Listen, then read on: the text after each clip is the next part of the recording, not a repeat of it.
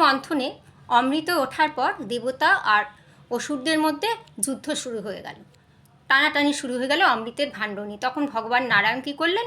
নারায়ণ একজন অপূর্ব সুন্দরী মহিলা মোহিনী রূপ ধারণ করে এলেন এবং অমৃতের ভাণ্ডটা হাতে নিয়ে বললেন, আমি সকলকে দিচ্ছি।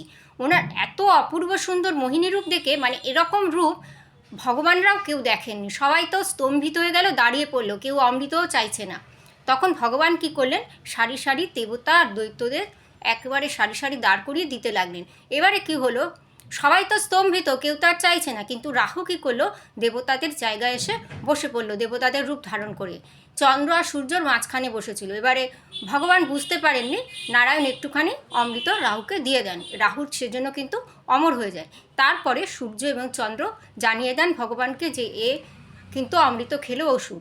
তখন ভগবান চক্র দিয়ে নারায়ণ রাহুর মাথাটা কেটে দেন। সেই জন্য রাহু আর কেতু নাম হয়। ওরা তারপর থেকে রেগে গিয়ে সূর্য চন্দ্রকে গ্রাস করে, সূর্য চন্দ্র গ্রহণ হয়।